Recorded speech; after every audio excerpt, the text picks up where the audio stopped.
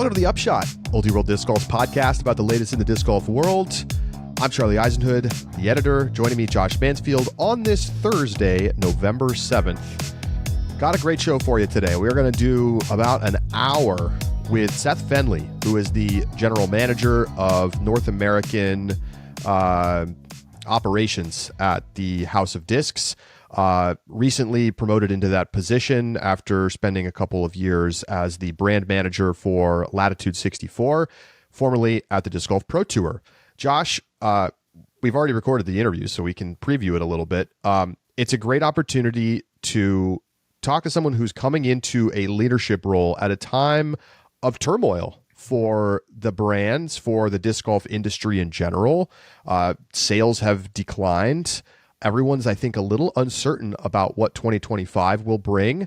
And Seth is certainly way more open about things than I think most people might be in a similar spot. So it's really, really nice to be able to get some insight.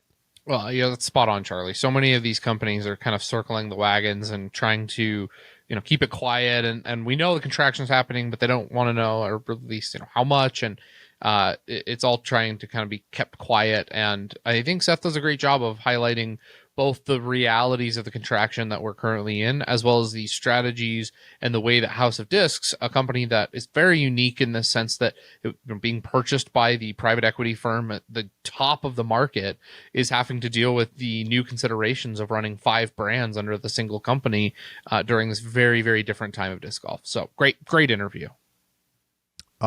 Speaking of, this is a little piece of news that is very relevant for today's interview. In Europe, tax information and business information, even private businesses, is all public. And the tax forms were all released for individuals over the last, I think, 24 hours or so. And there has been reporting from local Finnish media on Jussi Meresmaa. He earned, I'm going to try to get the exact number here, in capital income in 2023, 15.3 million euros. So that is from, capital gains, essentially. That is his share of the sale of Discmania. That doesn't reflect the entire purchase price of Discmania. There were other minority owners in the company. So hard to say exactly. My guesstimate would be about 20 million euros that Discmania is sold for to House of Discs. Jussi getting a 15 million euro payday. I could basically say dollars. I think it's a little bit more than dollars. Some of that money he reinvested into House of Discs, where he is still involved. But Josh, how about that? We haven't really seen the numbers yet. And this gives us a sense of just how good the payday was. It makes sense why these guys all sold. Without a doubt. I mean, and getting to reinvest, getting to keep working it. But the fact that he's just essentially got this, cash out that when he decides he's done, he's done. He can be done. It's congratulations to Jussi, to all the guys who sold your companies at this time. What good timing. That's the dream, right? Is something like that. So it makes sense. I really think, and didn't we know that Dynamic Disc sold for like 5 million? Well, didn't we ask Rusko? I can't remember exactly what he said. I've got the number 5 million sticking in my head. I think that's too low. Okay, all right. I think that's just a number in your brain. All right, ignore that number in my brain. I remember guessing at around, I want to say 25 million, and Rusko not really answering, but kind of smirking. I don't know. I'd have to go back and look at the interview. I know, I will too. We don't know. And the U.S. numbers are going to be basically impossible to find out unless somebody says something about it. But here, just another note here. The Finnish side of Discmania in 2022 made more than 14 million euros. And once you included the American sales, the revenue in 2022 was about 30 million euros. So, approximately half the sales for Discmania were coming in Europe, and a little bit more than that, just a little more than half from the US side. But 2023, the European sales fell from 14 to 6.7 million. And like that is like a earth-shaking amount of drop. Yeah. And I think that that's kind of like where we have seen House of Discs essentially fire the people that they brought in from outside to come in and try to run these companies. And they are now going back to having David Berglund, the founder of Latitude 64, running the European operations, and now Seth Fendley running the North American operations. And kind of like they have announced this as a PR thing, as like disc golfers are back in control. Yeah. So with all that in mind, let's talk to Seth right now and get into House of Discs, what the future of the Trilogy brands is, how bad things have been, what's to come, and a lot more. So we'll be right back here on The Upshot.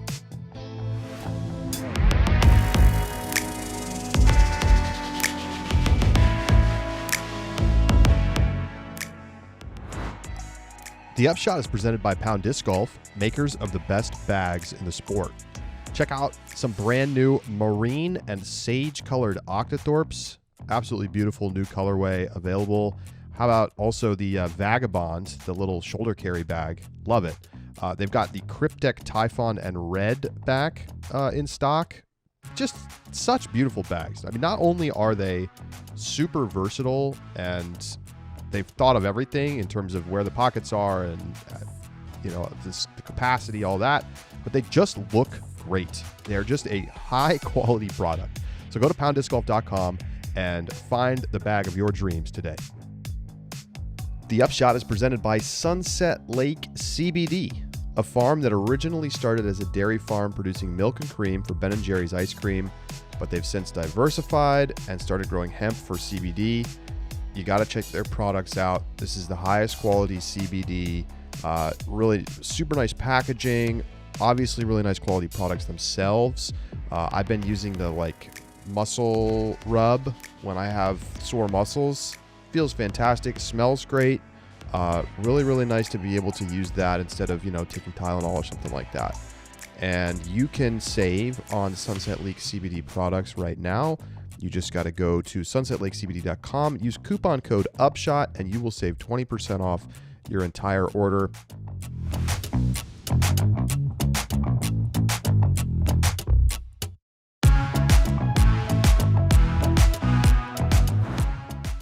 Joining us now on The Upshot is Seth Fendley, formerly of the Disc Golf Pro Tour and Latitude 64. Well, still sort of part of Latitude 64, now serving as the general manager in North America for House of Discs. Seth, welcome to the program. I forgive me, I can't remember if we've had you on the program like way back. Have we had you on? First time caller, long time listener. Right. Love it. Love it. We've had enough conversations that I tend to forget whether I've done it like formally on the podcast or not. Right. Welcome. How are you? I'm doing well. It's we're 2 days after the election, so there's all of the things coming out surrounding our changes in the country. But outside of that, personally doing well. Excited for what 2025 looks like for the House of Disc. Awesome. Well, House of Discs has probably been under discussed so far in disc golf as a kind of like a macro trend of the first major consolidation of multiple brands with outside money coming in. And obviously we've discussed it on this podcast, but not in great detail. And it's been an interesting last 18 months, 2 years. We're coming off of this huge pandemic boom. People are selling their disc brands to House of Discs at the peak of the market, basically. And then we have seen contraction. So you were recently put into this new role in what was kind of described as a back to the roots situation with, kind of getting rid of external people who were coming in to kind of like run disc golf, but weren't really disc golfers. And now we're back to kind of like original disc golf folks. So I guess I would love to hear from you, your perspective. You joined up at Latitude in what, 2022? Like late 2022, is that right? December of 2022. And the full conversation for me was actually very interesting because part of it was them figuring out, if I was on board, and if I was on board, what, where, I guess how much they could share with me, because a lot of stuff was happening even at that time. Right. And so in 2022, I go to Sweden, I interview with all of the founders of Latitude under the auspices that I'm coming back to Florida to build Latitude United States, right? So if you've seen how, maybe years ago, Pro Discus USA was created, or more recently, Discmania USA with our facility in Wellington, the idea was that I would do the same with a facility here in Florida. So for listeners who don't know, I live in Florida, or have lived in Florida since 2018. And so, so that was the pitch. The pitch was that I was going to build, a direct to consumer site, and potentially if we needed to shift fulfillment away from Emporia for Latitude, we would look at doing that. But overall, just be brand representation for Latitude. And then 3 weeks after I agreed to the job, I get a phone call from David Berglund, and he goes, "So, House of Disc." And he pitches all 5 brands, together. And we had each of the brands in varying stages of coming into the umbrella, and understanding just sort of how that looks. And so very quickly, I got brought into this idea of House of Disc, and we got pitched at the time, right? We're going to bring all of these brands together. Bringing all these brands together is going to create different areas where we can work together, different areas where we'll still need to maintain brand separation. But then on top of that, we're going to bring in some outside leadership to help grow us to the next level. Now, we can get into some of the other bits and pieces of that later. But the one thing that I sort of, in hindsight, looking back at it, sort of give this analogy of 2019 Memorial. So for people who remember 2019 Memorial, Steve says, "Hey, we're going to hire professional camera operators. And those professional camera operators are going to create a better live broadcast experience for the disc golf consumer, because we're going to be able to frame the shots better. Everything's going to be better because we have these professionals doing it." And ultimately what we learned is that because of the flight of the disc, because of the disc golf product, right, in this analogy, having someone from the outside come in isn't always better, right? There isn't necessarily that one-to-one porting of information that can work out. And so looking back at it, it feels very similar to that. We brought in some really strong leaders in outdoor industry, and it didn't necessarily work out in the sense of fully getting onboarded to what the disc golf industry and disc golf culture is like. 2019 Memorial, that was Generator broadcast, if anybody remembers that one. That was like the big rollout of the new DGN. And it was a complete it was the rollout of us doing live broadcasting. DGN wasn't until Jonesboro. And they hadn't called a DGN yet. I remember the old website you had to go to watch the streams. Right. Yeah, and so Jonesboro was the rollout of DGN, where we crashed round 1 because we had more people trying to watch than the server would hold. And that was a good sign. Yeah, there's no unless they dug it out of the archive and put it up on Disc Golf Network, there's actually no real video coverage of League Card of Jonesboro from 2019. Oh, interesting. Yeah. Wow. Well, I'm sure Josh has a million questions too, but I'll just follow up quickly on what you just said, because I think there's a lot to kind of dig into. What were the direct from your perspective, failures of these outside folks with a lot of experience in the outdoor industry? And I remember looking at the resumes of the people who got hired, and these are serious direct-to-consumer like people who had worked in the industry. What were they doing wrong? Like, what wasn't working? Is it as simple as like people weren't buying discs as much and they were scapegoated, or is this like they were actually taking strategic missteps? So I think there's a few different things. Some of it is the decisions made. Some of it is just the turn of the market, for sure. And so on the decision side, we made some changes to our wholesale operation in regards to where Discmania was fulfilled out of. And we did that in the first month of peak season this year, which just, if you looked at the data and knew making that change at the first month of peak season is not a smart time to do it, right? UC would say we should have waited a year, right? Or done it 2 months sooner, right? One of the two. You can't sort of take a brand like Discmania offline and expect to still do your projections for sales. And then on the other side, as far as like strategic missteps, is when you have a downturn in the market like we've seen over the past 2 years, you need to be able to be coming up with new campaigns to really keep people engaged, right? You can't sort of continue to do the same things expecting the same results. And because of really a lack of industry knowledge, there wasn't a lot of movement on trying to generate new things. For a good example of generating a new thing would be Ice Orbit that we came out in 2023, right? As we started to see the shift in the market, David Berglund at the time said, Ice Orbit is the thing. We're going to release it for all three brands, and that will help us get to our projections for 2023. And it worked, right? We came out with a new product. We didn't do that in 2024. We just sort of sat back and said, hey, let's keep doing what we've been doing. Eventually it'll get better.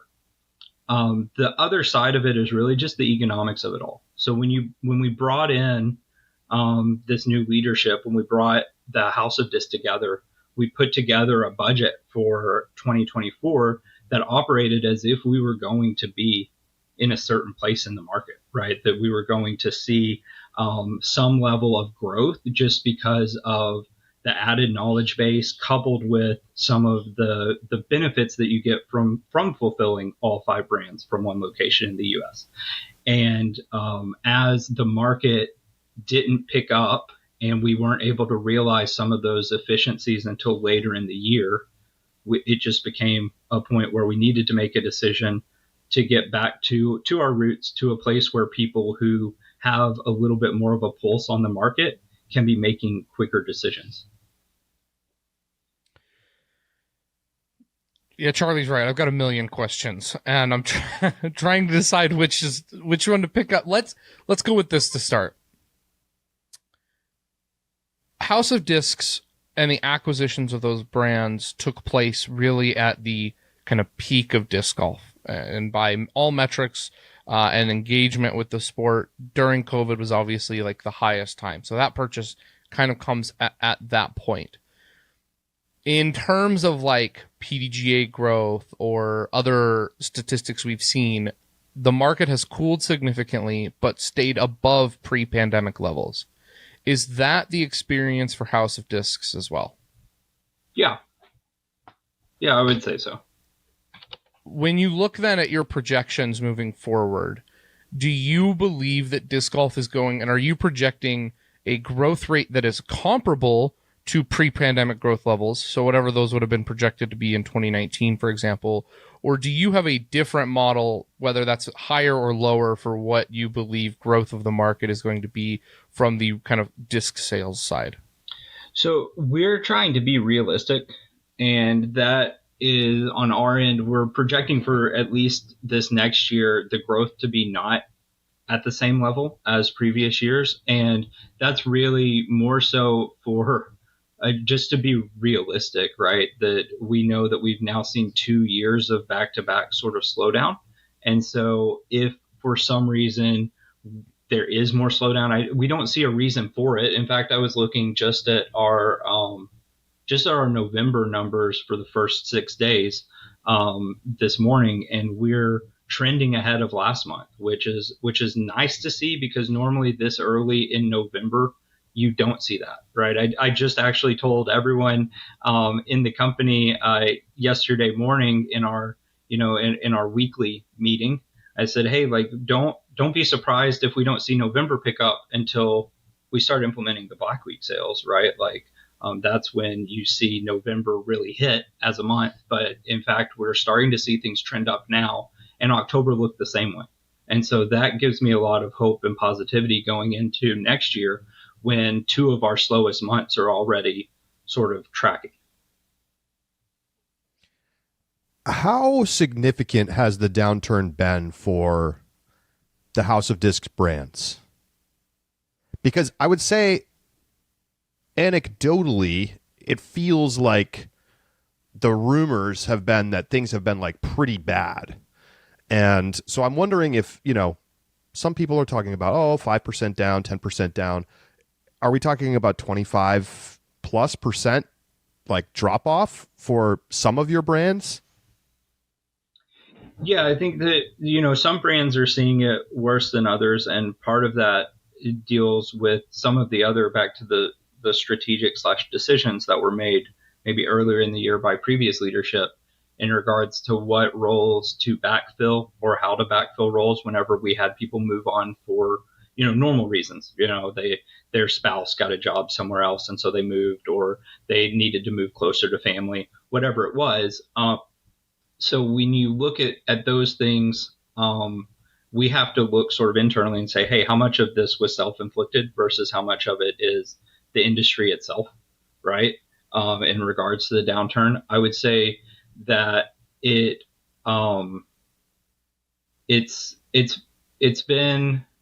it's been offset too by something that we've been really excited about and positive about, which is our ability to get into Walmart this year. That really, helped us not see the effects as big as we would have otherwise.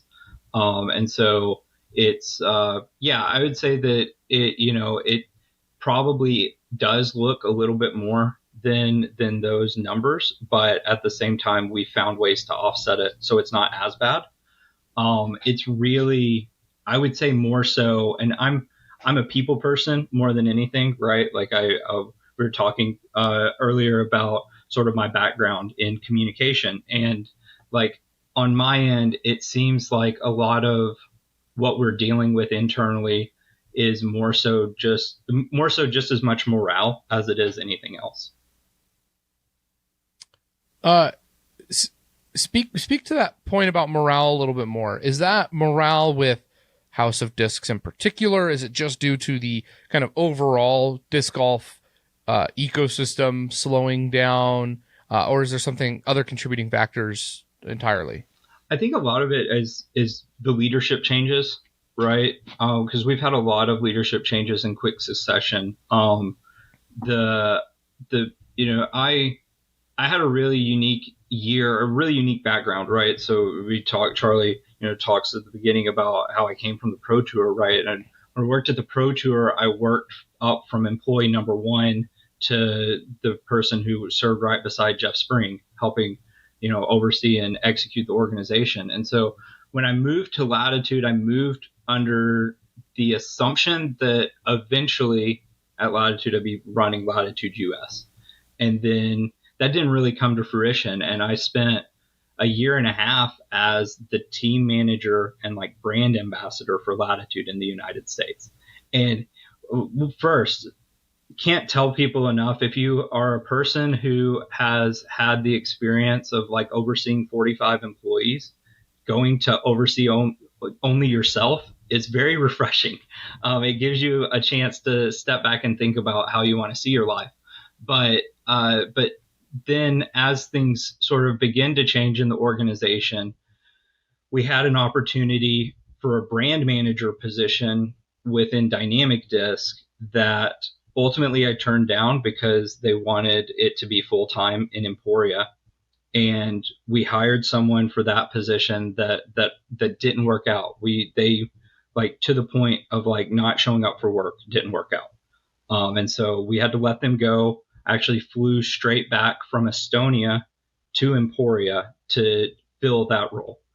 And then 3 weeks later, I inherited the role that I'm in now. And so we've had these leadership changes, not just in the sense of bringing in the new leadership, but also some other internal leadership changes that really make it difficult, I think, for employees to feel like things are stable, right? And so you see that coupled with where the market's been, and it hits hard. But at the same time, like I said, sort of at the very beginning, like have a lot of hope for 2025. We're putting our budgets together for next year, and things are looking positive.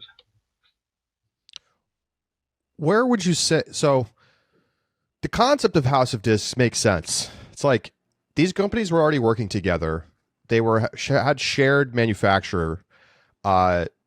There's all kinds of efficiencies by having a single like corporate structure so that you can have back office staff do back office things for all of the companies instead of each one having to have their own.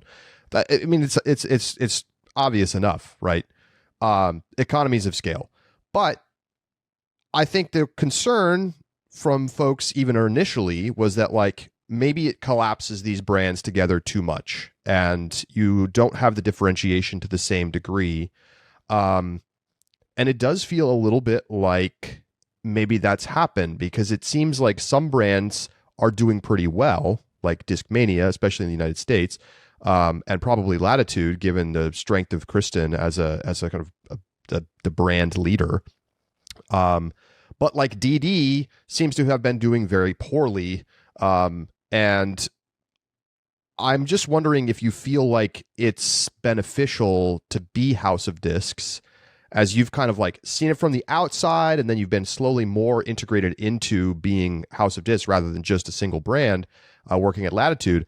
So is it good? Like, is this going to be something that's helpful? Are you considering killing off any of these brands, given that you have the ability to still sell the same plastic under brands that are stronger? I'm really curious about how you're thinking about that moving forward.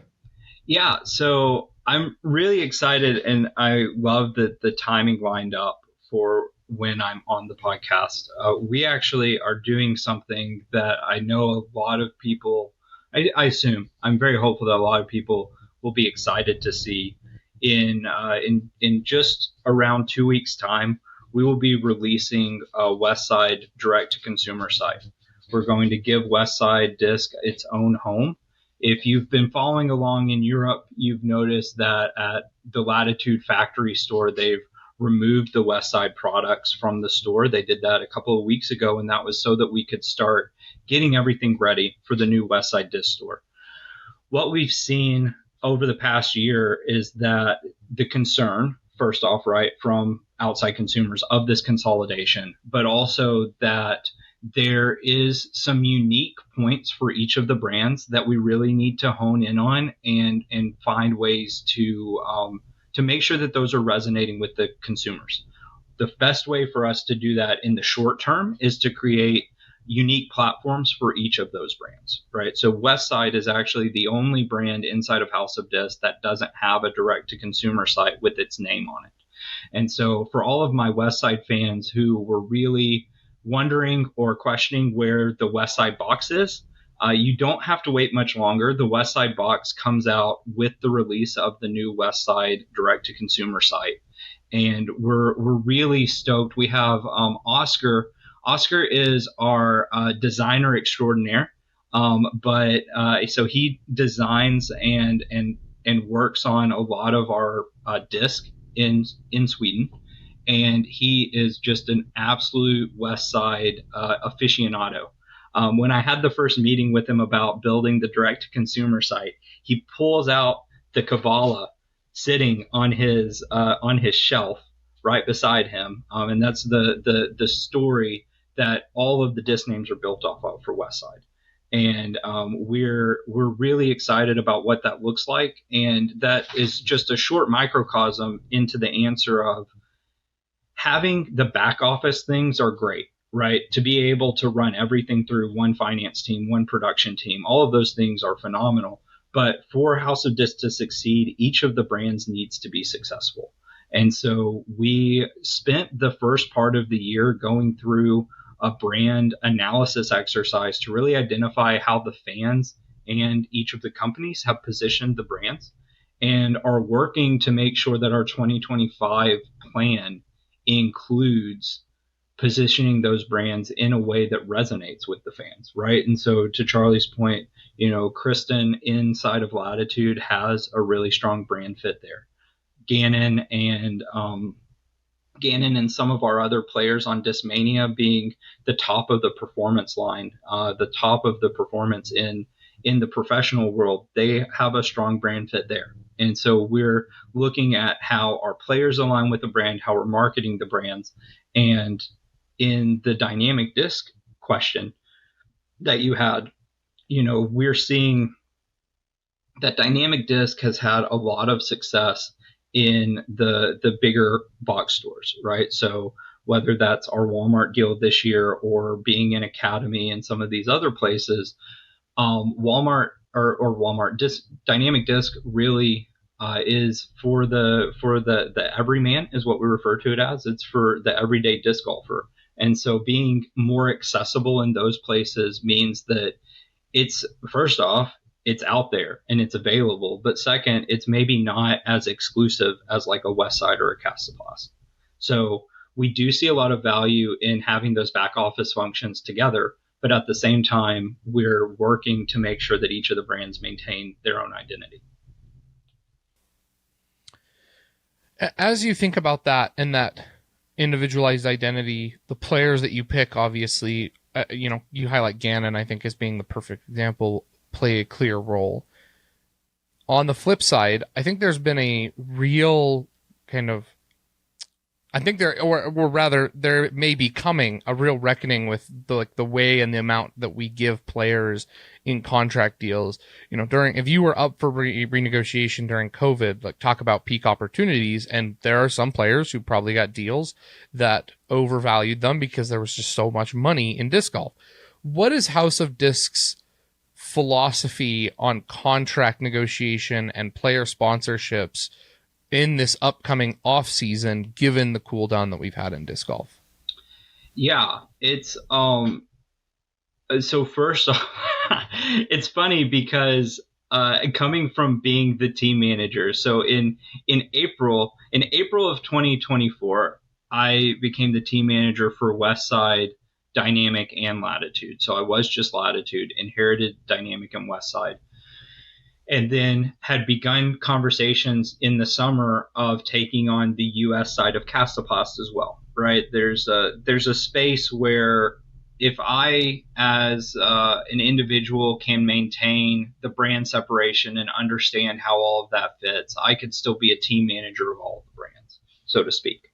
Well, since that time, I've been promoted twice, but we haven't found our best fit yet for who could be a team manager. So in all of that, and the reason why I laugh is that I've had to admittedly tell most of our team players who are up for contract renewal that we need to sort of wait, and that's more so because of all of the things on my plate right now as far as work goes, more than anything else.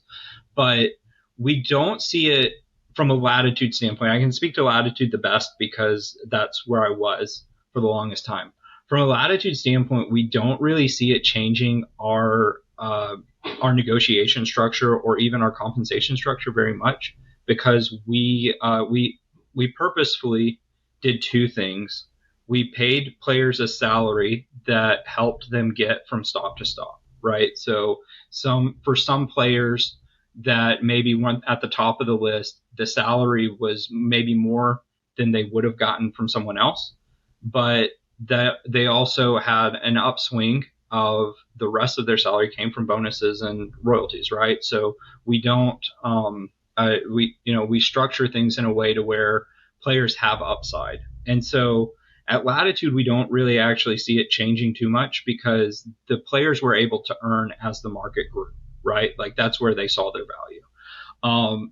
At Dynamic Disc, really, and Discmania is probably in a similar boat. I am somewhat lucky in that Austin runs our brand side of House of Disc North America and has also been inside of Discmania for quite some time. Austin really oversees most of the Discmania contracts, and those are all in a really good spot too. Westside historically, and Castapos for that matter, we've kept relatively small teams, right? They're smaller brands, so they don't have as many players, and it doesn't really, because of that, you don't see the same effects, I guess, as you would, which I think is probably the biggest elephant in the room, which is Dynamic Disc, right? And maybe how they've structured their contracts in the past, and looking at when we talk about what Dynamic Disc looks like as an everyman brand, sort of what type of players we want to sponsor there in the future, right? You know, we have our existing contracts with our players, but how does that shift post contract end with those players?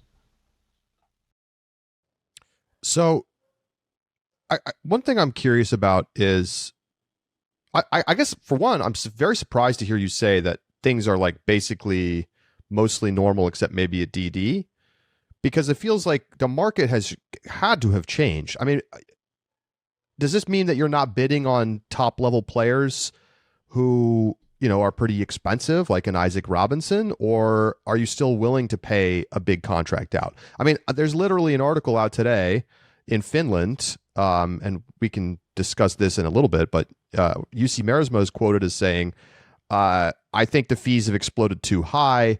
We will certainly, talking about player sponsorship money, we will certainly see a movement back in the next few years. The market cannot support these multi-million-dollar contracts that have been in the news in recent years. Is this more of a suggestion that you all are not interested in paying out these big contracts? Because I have to say, I'm pretty surprised to hear you say that like things are mostly going to be the same. Yeah, so definitely, I think there's two sides of this. One side is the point at which you get a player, right? And so we can talk back to the Simon and Eagle, right? Simon and Eagle started very early at Discmania, and honestly had moved on from Discmania before I was involved. But in that same vein, there's, you know, the price at which, or the compensation that they were receiving at Discmania, and then the compensation that they ultimately ended up getting from another manufacturer. And so we've seen and really, I think, value sort of two different. Well, I'm trying to think of all of the different things. My team.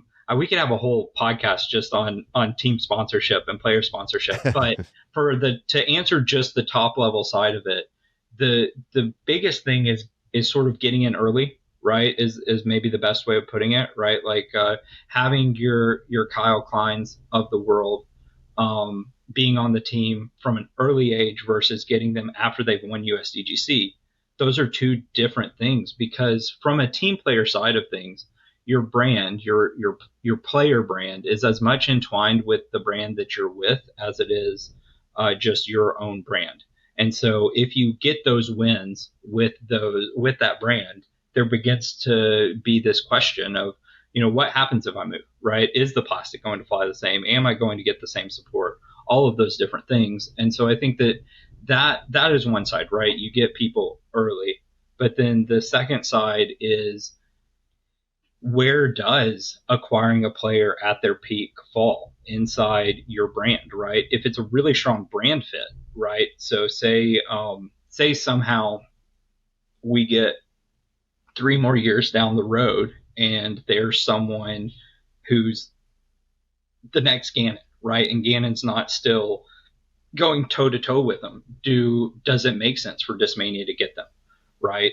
Or you have, you know, or is it going to be so high that we're better served looking at 3 up and coming players and hoping, you know, that one of them hits? I think that there's definitely, the harder part to look at it is, this is maybe a better example. Discraft has 33 touring players on their tour team, right? They have 33 touring players. Latitude has 9. And of the 9 on Latitude's team, Johnny McRae's one of them. And no slight against Johnny, but Johnny plays mostly Masters Tour events now. And so when you look at where our compensation is and where our team players are, really Discmania, for being a performance brand, has the most touring players on their team, and that makes the most sense for us. But overall, the answer of like we're in a good spot generally is just as much on the number of players that we sponsor as it is how we structure our contracts, and then more importantly, inside that structure, how many of those contracts are 1 year versus multi-year deals. I would presume then, based on what you're saying, if for example House of Discs wanted to make a run at Isaac in this off season, you would make the decision internally which of those is the best fit, and then provide and send an offer. The implied question here then is twofold. Number one, I would presume the brands would not compete against each other and send in competing offers. But if Isaac, for example, was given an offer through Discmania and he says, you know what, I want the same offer, except I want to be with Castoplast. I love their plastic. K3 is the best plastic. I want to play for Castoplast. What would the discussion be like inside of that framework? Yeah. And Josh, I know that you do want to play for Castoplast. Listen. I've heard I'll how send much you my number after the show. I love how much I've heard how much you love the plastic. But now it's been interesting because this is actually our first year where that's really taking place. Last year, even with some of the changes coming mid-year, we did have, some back and forth amongst the brands about like sponsoring players, and we sort of sorted through how that looks. The biggest thing is going to come down to brand fit and how those things play out. And I think that for a player who's really looking to build their brand, they're going to understand that brand fit for them, that brand fit is just as important for them as it is for the brand that is presenting the offer. And so I think that in our current lineup, there's not a lot of wiggle room because we do have enough, like I say all of the things about where our player sponsorship lies. Like we're feeling pretty good about who we have. We don't have a lot of gaps that we're trying to fill, right? Because assuming we maintain our team players that we currently have, then we are good. But if we, if we had some more gaps, then maybe we're adding a few more players. But it's really, there's only a handful of opportunities right now, I'd say, within House of Disc, given our current commitments and, who we're looking at for the year. So you're out on Isaac. Is that what you're saying?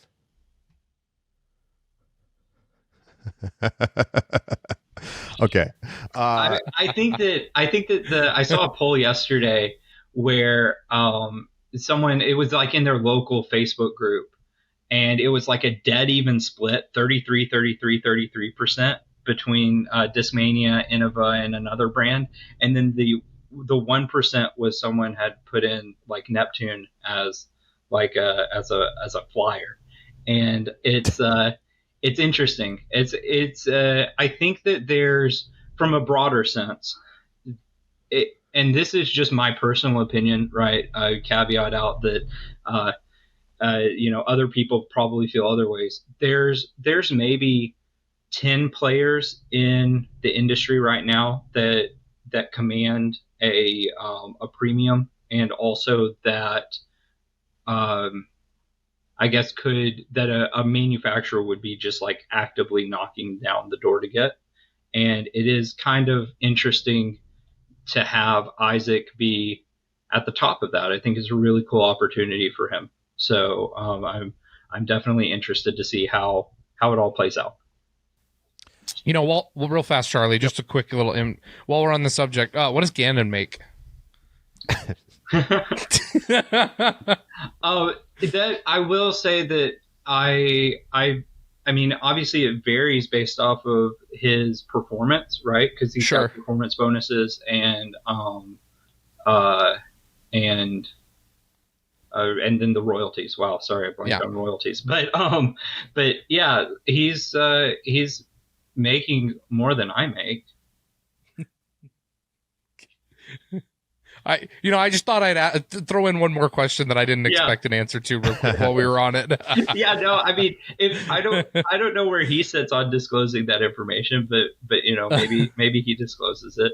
No, he did not when we asked him. So,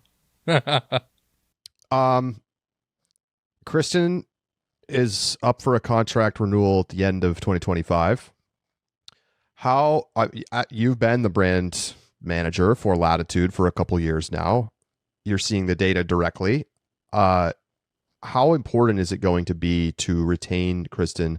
And is it so important that you're going to try to renegotiate that deal now rather than waiting until next year?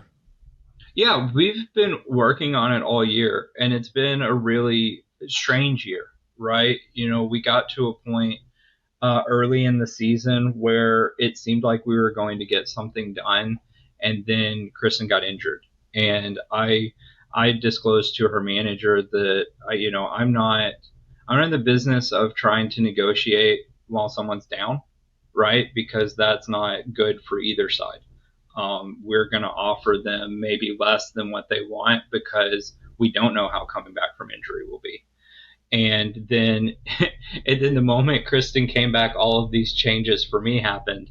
And so it's just sort of prolonged things. But we have another meeting in a couple of days, and we're working on it. This has been pretty much an ongoing thing all year, because we see the value in having Kristen as a part of the brand. She really wants to stay with us, and so we're looking forward to hopefully a really long future with having Kristen on the team. Unless Charlie has any other contract questions, I want to shift. Go ahead, Josh. Okay. Given the different spaces that you've highlighted that these brands kind of occupy, it feels easier when we look at Infinite Discs data, for example, and just our conversations with industry folks. It's a lot easier for us to kind of gauge relative performance of companies like Innova and Discraft, in the broader market. But even still, then we're kind of in a little bit of a black hole of information. Where, if you had to speculate, what percentage of the disc sales market do you think House of Discs represents? Ooh, that's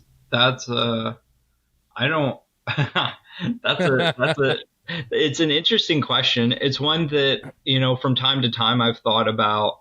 And the thing that's hard too, to go back to like where we get data from, whether it's an Infinite Disc or some of even the smaller stores, is that there's always been this sort of lumping together of Trilogy, right? So you get this dynamic Westside and Latitude number all at once, and you don't get the individual brands. But to the whole conglomerate, I mean, you're looking at somewhere between, I would assume, 30 to 40%. But the harder part too, I caveat out that number in the sense that market share in Europe looks completely different from market share in the United States, right? The opportunities in Europe given to us because Discmania and Latitude and Castoplast and Westside, 4 of our 5 brands were European brands, has been pretty large.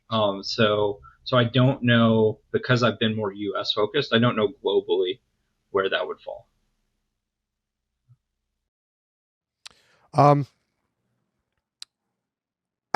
I'm curious to know about like how you see the future of these brands.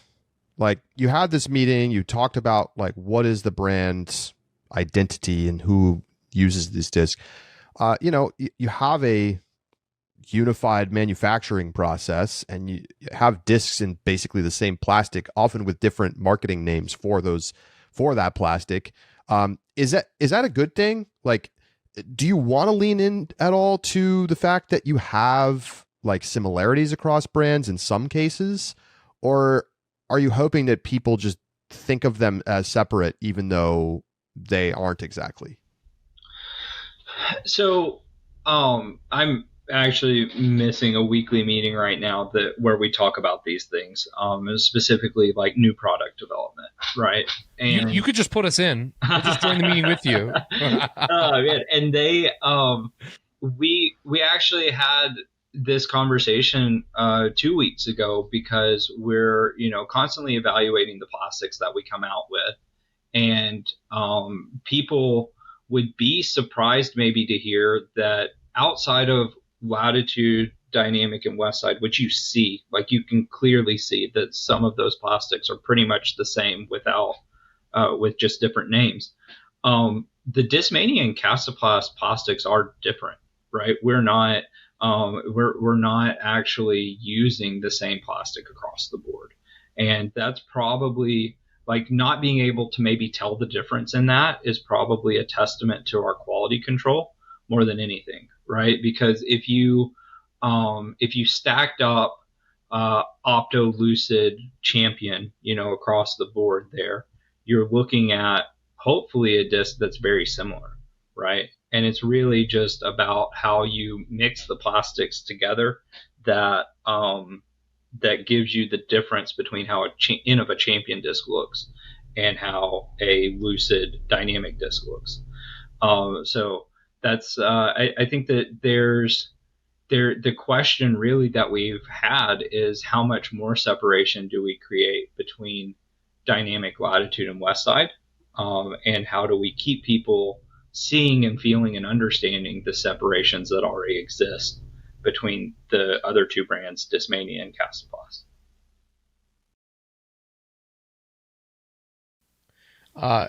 There have been some signs, and you talk about the leadership, for example, and this is not unique to House of Discs by any means. How much headcount has House of Discs dropped over the past year? So there's two different places, right, where you look at that. One is due to the changing of things, right? Like we've moved wholesale fulfillment, right? So that the wholesale fulfillment of Discmania being moved has seen a reduction in just need, because we've consolidated into two buildings from 4. And so that number is one number, and then there is a separate number of people that we've had to lay off just due to where the market is. And I wouldn't be able to give you an exact number or a ballpark number even, because most of those changes happened prior to anything that I took on. Since I've come on board, we've laid off a handful more of individuals, but that's really the only part that I've had a direct hand in. But I'd say conservatively across both, right, between layoffs and the reduction due to shifting of locations, we've seen probably like a 20% adjustment in staffing. Are you feeling any pressure from the private equity partners who got involved to kind of make all this happen? I could imagine they're feeling a little concerned about the fact that they made these pretty big dollar investments and have seen nothing but declines since making these acquisitions. How are they feeling, to your knowledge? Yeah, so one of the things, and I don't know how much people remember this, but when the decision was made to go with Bendis and Equip, there was actually competing offers on the table from actually, I believe, two other private equity firms. One of them got discarded pretty quickly. They just weren't even in the same ballpark. But when the founders made the decision to go with Vidness and Equip, they went with them because they were committed to the long-term success of the organization. They very much see disc golf as an opportunity to make or have a consistent revenue stream, I guess is the best way to put it, right? And so there's the 5-year plan. While obviously we are not on track in the past 2 years, but for the next 5 years, there's commitment to see things through and hopefully realize, the investment / see the company become everything they hoped it would be. And so I think that there's only pressure in making sure that we keep things, moving forward and growing. Not so much. There's an understanding that there's post-COVID changes with a lot of industries, right? Not just disc golf. You've highlighted things like brand separation and identity. You've highlighted new product release. In terms of that 5-year plan, what are some other strategies that House of Discs is looking at in order to kind of turn things around and achieve those bigger goals for the private equity firm that invested in House of Discs? Yeah. So the really cool thing about disc golf as a whole is that we know that we haven't reached every place that needs to be reached or that could be reached, right? And so one of the biggest goals that we've had from the beginning and we still maintain is growing the sport, right? That's something that Dynamic Disc had a pretty strong brand behind of growing the sport, and it's something that we see as pretty integral to the success of the organization long term. And so if you look at how the sport reached saturation in Finland, right? So we would say that in Finland, the sport has pretty much, you can't go, very far without seeing a basket. There is sort of a replicable process in European countries to get disc golf or see disc golf continuing to grow. And so we've already highlighted certain countries where we see that growth being our best opportunities for success. And the wilder part of that, right? So you look at countries and you say, oh, this is amazing. We can go here. People everywhere we go, people love disc golf, right? It's not like disc golf is something that is hard to pick up or hard to communicate. And so we can grow them in specific countries in Europe that are already seeing growth, seeing traction. But the even crazier thing is that we know that we haven't reached saturation in the United States, right? And so there's a level of growth that exists in the United States that we still have to realize. And that's really the big strategy moving forward, outside of continuing to do things for our niche disc golfers who really love our brands, is looking at how we get out there and continue to get courses in the ground. How much of the business is United States versus, let's call it international, like ex-US? Yeah. So the market as a whole, the disc golf industry as a whole, the historic answer has been it's a 70-30 split, right? So 70% US, 30% non-US. But given the contraction we've seen just in the US market, right, this year, and you can even see this in the moves that Innova, Discraft, and MVP have made internationally, Europe and other countries other continents, I should say, are starting to chip away at that. And so it is as much a testament to the growth of the sport, though, as it is anything in regards to how the market has changed in the U.S. And a quick follow-up on that. I'm curious, and you may not know this because you were not involved with the company pre-COVID. But, we obviously saw this huge boom in COVID times we've seen a decline since then. Are your baseline sales now across your brands still higher than they were in 2019, or have you seen some slip down below like 2019 levels? I guess to the best of my knowledge, right, to your point that I'm not around, across the board, across all 5 brands, we're still right around / a little bit above 2019 levels, and that may represent some changing of the brands. I mean, one of the things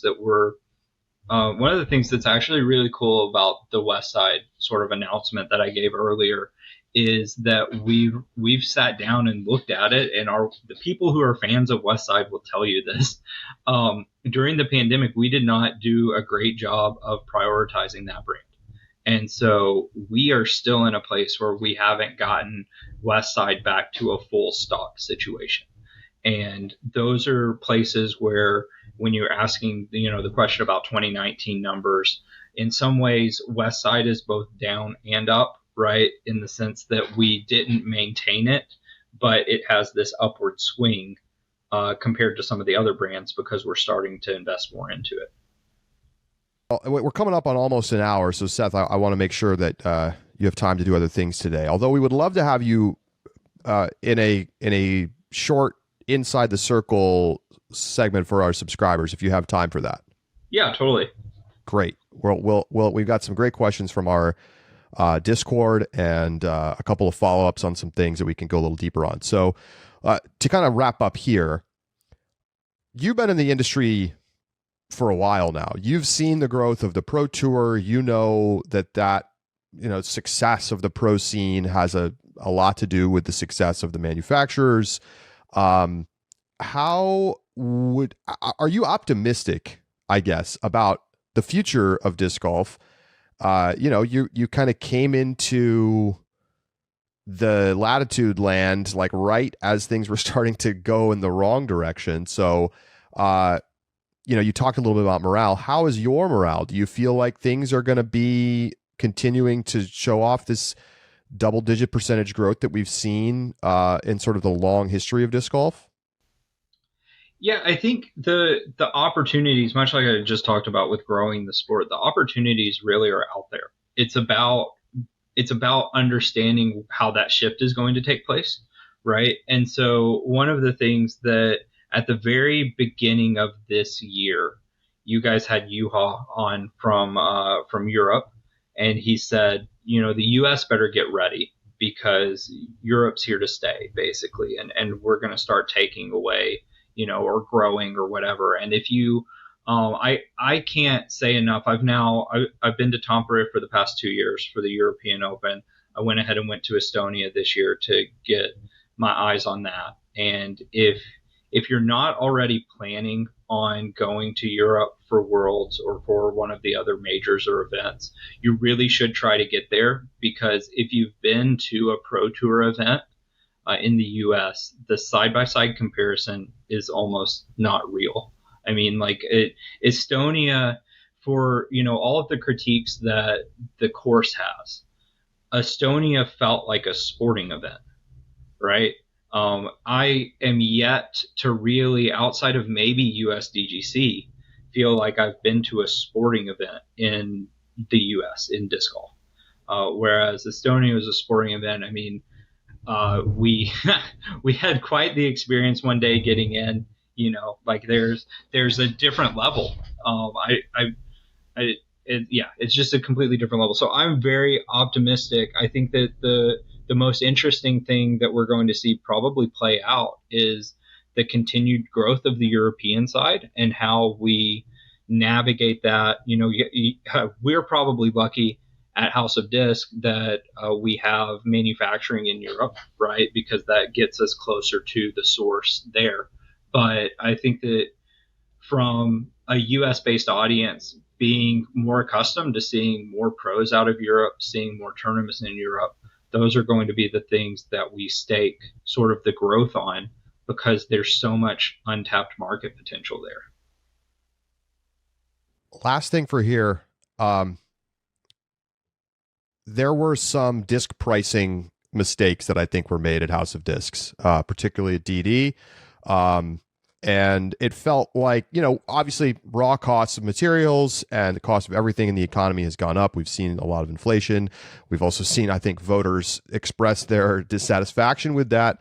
And perhaps voters in the disc golf economy have expressed their dissatisfaction in some of the price increases at House of Discs. Did the company go too far in trying to push up these premium disc prices? I mean, we saw a disc north of $30. Is that too much?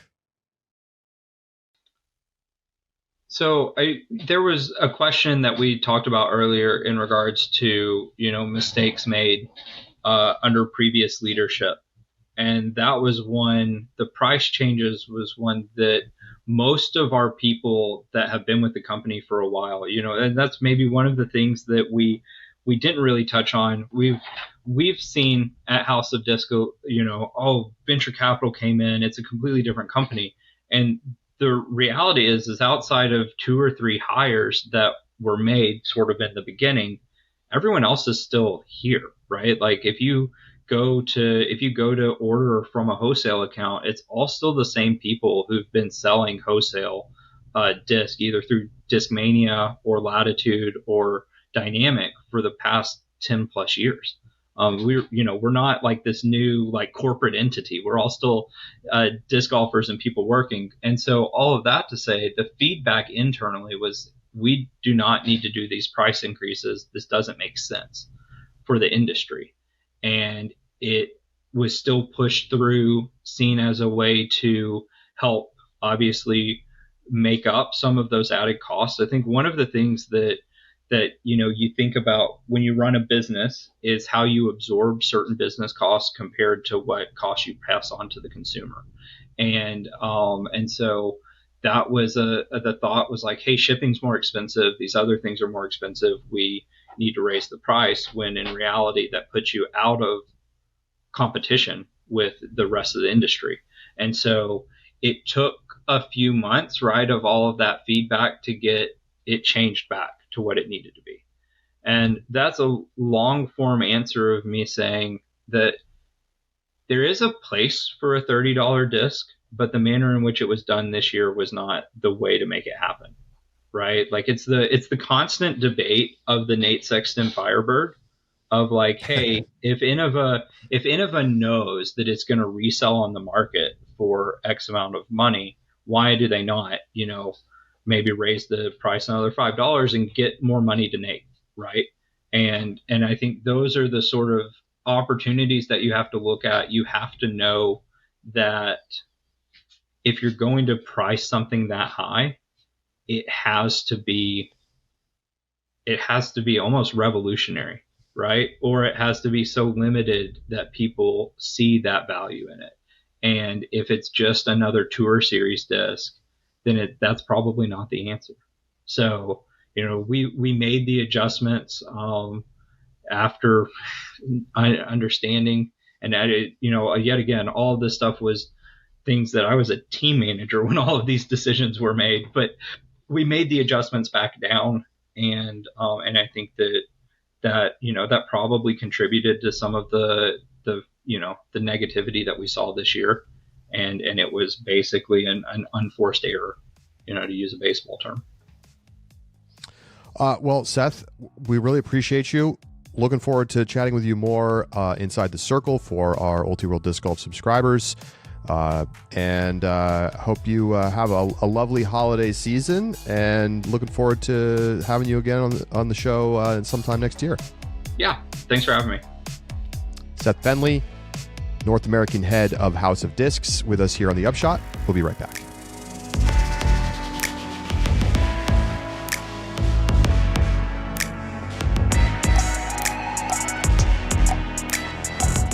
Welcome back to the Upshot. Thanks again to Seth for all of his time. And we just recorded our subscriber Inside the Circle live in the Discord.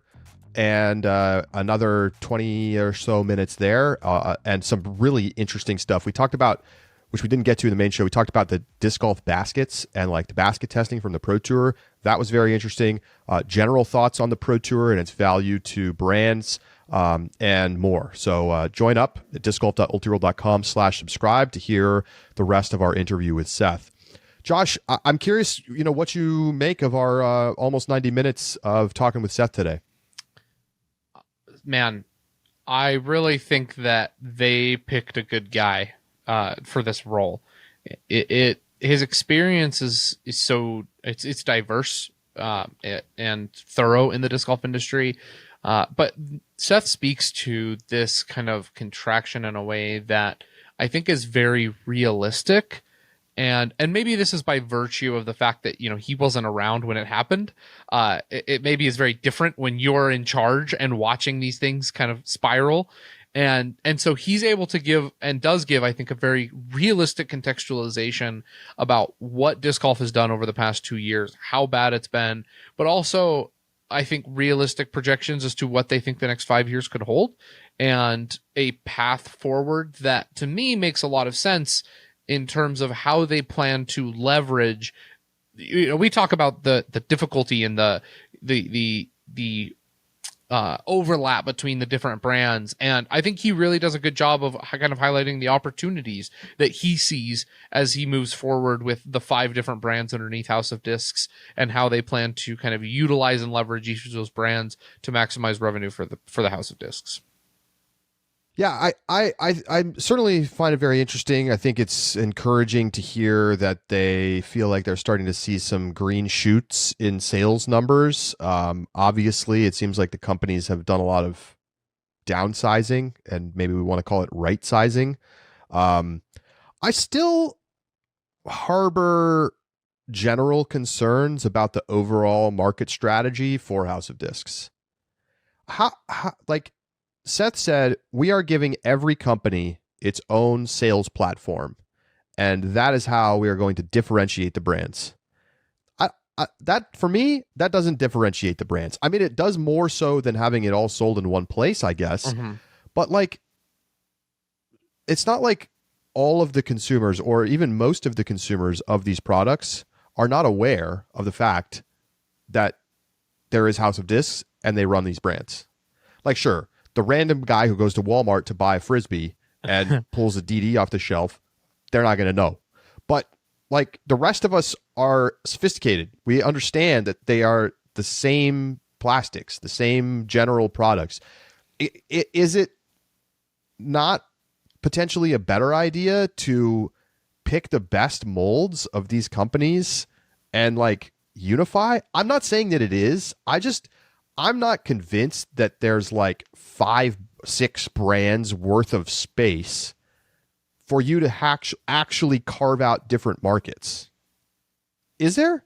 Okay, Castoplast, I get it. It's yes. Okay, it's we have these kind of weirder discs, and we've got our own plastic, and it's this own little universe, and people who throw Castoplast are ooh, I figured out something that nobody else did. And, right. Discmania being for your big star US players, I get your touring that. Plastic. Yeah. But where's DD? DD's in Walmart's. I guess. I just feel like they could take another brand and put it in Walmart's and have low end plastic is low end plastic, right? It's not, I don't know. I'm just not convinced that you need to have this much segmentation, or even that there is that much segmentation to be had. I think two things. Number one, the idea of making a website as the means of distribution or of distinction, I don't think is 100% accurate. I think that is the precursor to continuing down that line, right? If you're going to aggressively pursue a strategy of delineation between those brands, that is stymied when all of the discs are sold from the same place. So I think I see that as a precursor, not as the big solution. The second point, though, is the discussion about Europe, the discussion about other places where disc golf and countries where disc golf is not as popular yet, about the idea of getting into Walmarts with dynamic discs. I think the point is that House of Discs is investing in this because they do think that there is significant space for market growth. And perhaps you might be right that right now, as it stands, there isn't the room for the delineation between the 5 brands. But I think the point is, and the point that Seth articulates, is that the reason they went with the private equity firm that they did is because they see a future in which disc golf does have enough people and enough of a market that delineation becomes meaningful as a form of revenue capturing. I also think you give a little bit too much credit to the casual fan. I'm telling you, I've seen people at tournaments who only carry West Side discs, and I'm like, oh, why don't you throw a Grace? And they're like, well, it's not West Side. And all right. Yep, you are right. It is maybe not. You're right, Josh. It is not West Side. So just I don't think that we are, obviously, and even our listeners are oftentimes the most representative group about brand loyalty. Yeah, that is fair. That is fair. I think it's certainly interesting to see to follow this story, because even though right now this looks like maybe they made a mistake, right? They bought it super high valuation. Feels that way, yeah. And then things have bottomed out, and they've had to fire 20% of their staff, and it's been the people they brought in completely bungled it. I mean, like Seth was being kind and saying that there were some strategic missteps. I mean, these guys did a terrible job managing these brands. They got incredibly greedy with the pricing of discs, and it didn't work. Mm-hmm. And it of course not. But you can't price discs as though it's still 2021. Yep. Sorry. This is like literal greedflation that was happening. But long run, it may end up being a very smart move. Consolidation has been happening. It probably will continue to happen over the next couple of years. And they're now at a point where they probably don't feel like they need to do any other expansion. It's just like, let's retrench, let's develop these brands individually and think about how to do that. I also think Latitude / Discmania / Castoplast has this massive advantage because of the European, not only manufacturing that Seth pointed out, but just literal brand recognition. Yep.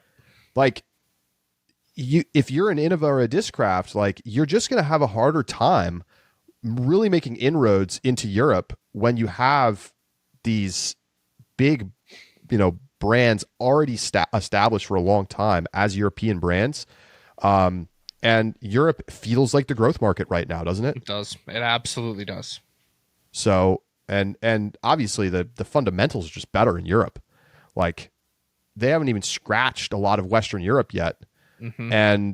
But like the saturation, the amount of interest, the Estonian government pouring money into that Estonian tournament. I mean, what did we hear? They spent like $800,000 on that tournament. Yeah. This year. Yeah, you want to be the first ones on the ground in the growth market. You're spot on about 100%, 100%. So we'll see. It's a very interesting time.